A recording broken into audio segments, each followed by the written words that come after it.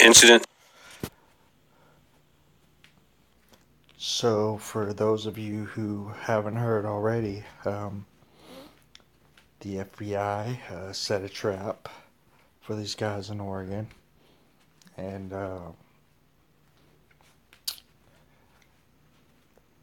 this right here, what you're looking at, is a post from Lavoy Finicum's daughter, and the witnesses there say that these reports of several shots fired are untrue, and that it was more like 120.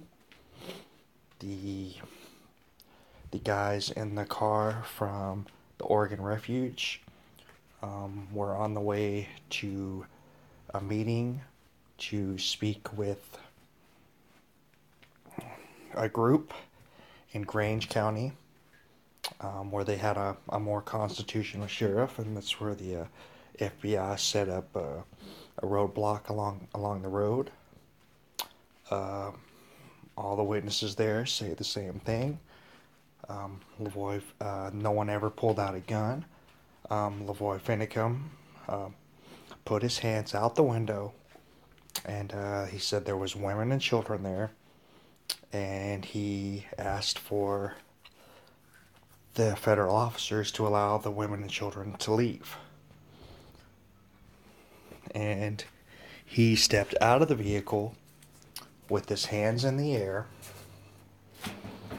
and he said, if you're going to shoot anybody, shoot me, but please don't harm the women and children.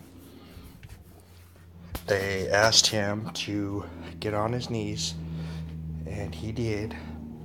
And when he said, shoot me instead of them, they did. And when he was down, they actually shot him 3 more times.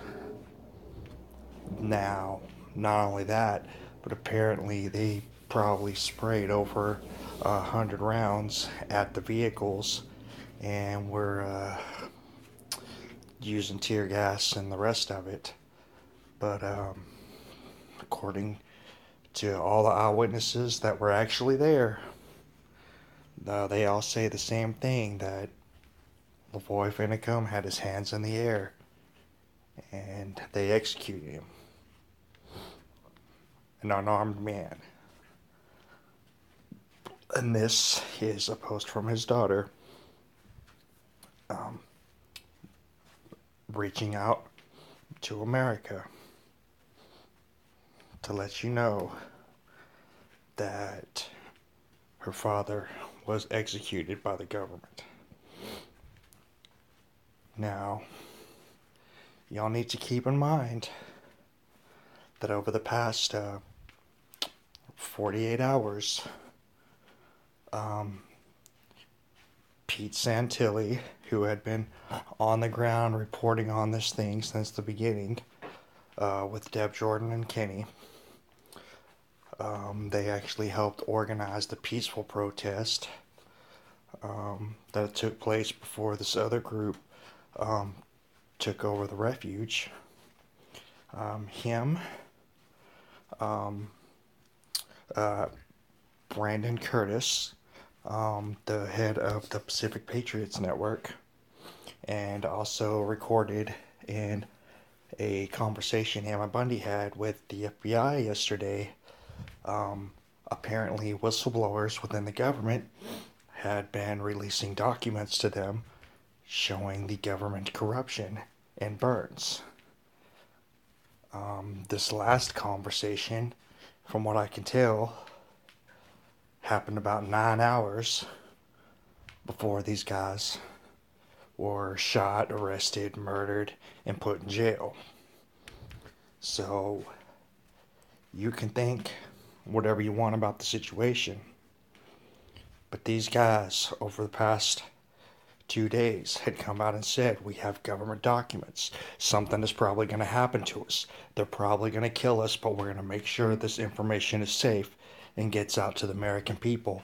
And lo and behold, 48 hours later, look what happened. Now you can go back. You can go to Ammon Bundy's page. You can go visit the Pacific Patriot Network's page. You can go see all the videos on Pete Santilli's page, and you can think whatever you want about the situation.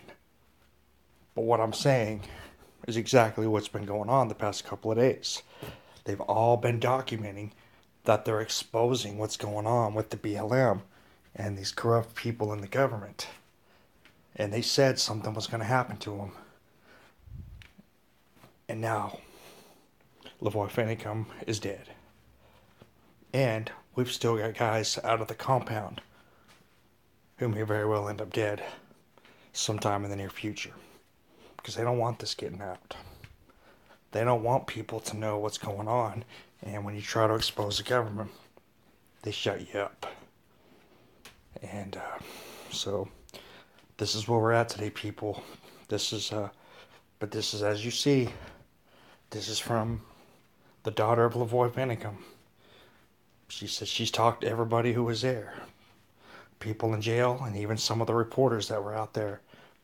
And they all say the same thing. They executed him. So, this is, I've been sitting here and, watching these chat rooms. The people on the compound have a live stream going, and they've got a chat going, and it just amazes me all the crazy stuff that people are saying. I mean, it's hard for me to understand how there aren't hundreds of thousands of peoples in these chat rooms with common sense.